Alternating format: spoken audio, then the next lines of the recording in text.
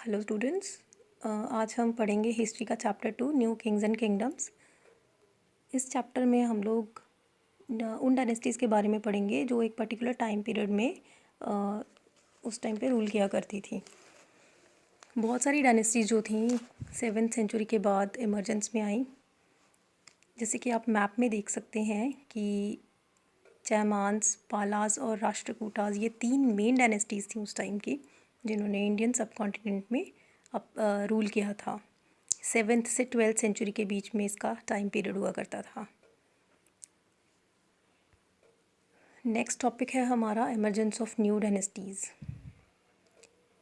7th century तक India में बहुत बड़े बड़े लैंडलॉर्ड्स हुआ करते थे। उनको वैरियर चीफ्स भी कहा जाता था और ये इंडियन सब कॉन्टिनेंट में अलग अलग जगहों पे रूल करते थे।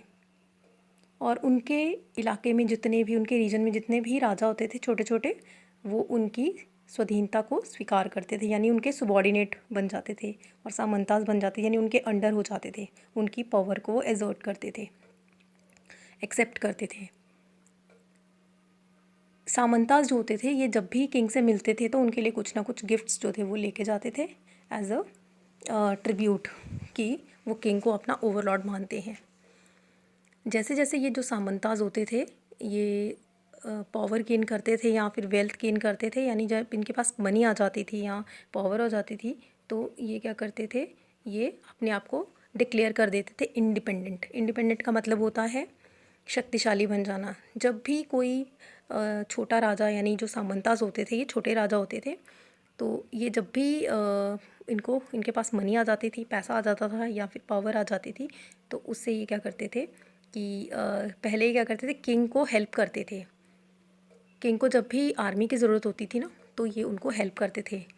लेकिन जब इनके पास मनी आ जाती थी, पावर आ जाती थी, तो ये लोग किंग की पावर जो थी उसको बिल्कुल नहीं मानते थे और अपने आप को कुछ टाइटल्स भी दे देते थे, जैसे महासामंता या फिर महामंडलेश्वर। महामंडलेश्वर का मतलब होता था ग्रेट लॉर्ड ऑफ सर्कल और अ रीजन, यानी जिस पर्टिकुलर रीजन में ये रूल कर रहे हैं वो वहाँ के यही राजा हैं, यानी ये उस बड़े राजा की जो एक्सेप्टेंस है उसको नहीं मानते थे, उसकी स्वाधीनता को नहीं मानते थे। कभी कभी ये इतने शक्तिशाली हो जाते थे कि राजा की स्वाधीनता को नहीं मानते थे और इंडिपेंडेंटली रूल करते थे। हमारे पास कुछ ऐसा ही एक इंस्टेंस है, एक एग्जाम्पल है राष्ट्रकूटास की। राष्ट्रकूटास जो कि डेक्कन में रूल करते थे। पहले ये चालुक्यास, कर्नाटका के जो चालुक्य डायनेस्टी थी ना, ये उसके अंडर हुआ करते थे राष्ट्रकूटास। लेकिन मिड 18th सेंचुरी में क्या हुआ, दंती दुर्गा जो एक राष्ट्रकूटा चीफ था, राष्ट्रकूटा रूलर था, उसने चालुक्यास को हरा दिया। चालुक्यास को जो राजा था उसको हरा दिया। हराने के बाद इसने एक रिचुअल जो था, एक पूजा की।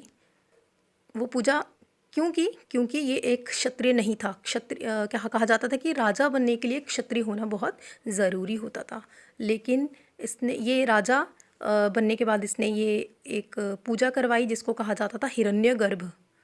हिरण्यगर्भ करवाने के बाद इसने अपने आप को अपना जो रिलीजन था उसको चेंज किया।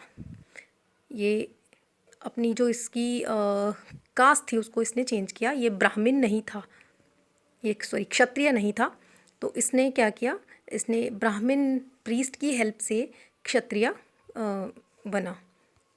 और कुछ हमारे पास ऐसे एग्जांपल्स हैं जो कि बाय बर्थ जो थे वो ब्राह्मण्स थे, जिन्होंने जैसे कदम्ब मयूर शर्मन जो था और एक गुर्जरा प्रतिहारा हरिश्चंद्र नाम का रूलर था, ये दोनों ही ये ब्राह्मण्स थे और इन्होंने अपनी डायनेस्टी को एस्टैब्लिश करने के लिए, अपने किंगडम को एस्टैब्लिश करने के लिए लड़ाइयाँ लड़ी थी।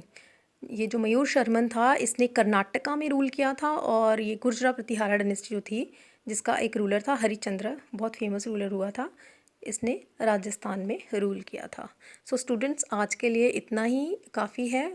मिलते हैं आपसे नेक्स्ट वीडियो में। Thank you.